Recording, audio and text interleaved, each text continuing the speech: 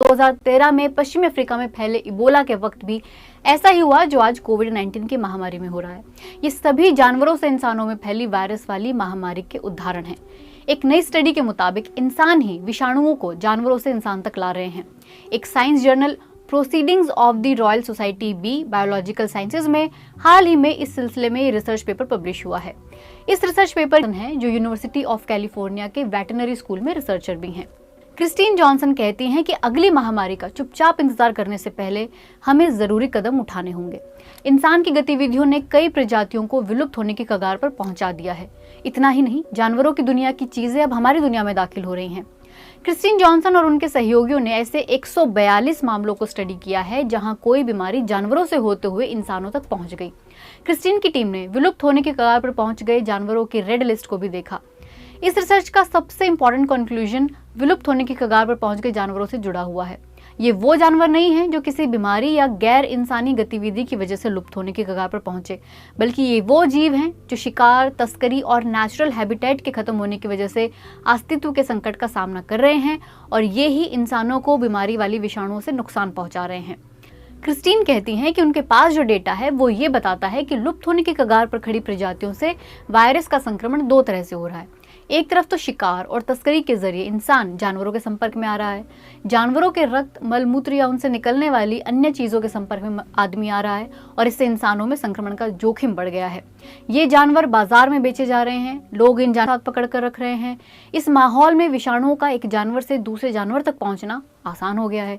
अब अपने प्राकृतिक आवास में रहते, नेचुरल हैबिटेट में रहते तो ऐसा कभी नहीं होता। साल 2012 में प्रतिष्ठित अमेरिकी साइंस रिपोर्टर डेविड क्वामेन ने अपनी एक किताब में इस बारे में चेतावनी दे दी थी। डेविड क्वामेन ने अपनी किताब में जानवरों से इंसानों तक पहुंचने वाली वायरस जनित महामारियों की लंबी लिस्ट बताई है। ये महामारियां हैं जैसे मारबर्ग जो 1967 में आई, लासा जो 1969 में आई, निपाह 1998 में, HIV 1981 में, हेंड्रा 1994 में, एवियन इन्फ्लुएंजा वायरस 1997 में और स्वाइन फ्लू वायरस 2009 में। यहाँ तक कि 14वीं सदी में फैला बुबोनिक प्लेग जिसे ब्लैक डेथ भी कहते हैं, इसका एक और उदाहरण है कि इंसानों को कितना नुकसान उठाना पड़ा था। साल 2002 में फैली सार्स महामारी की शुरुआत चमगादड़ से हुई थी।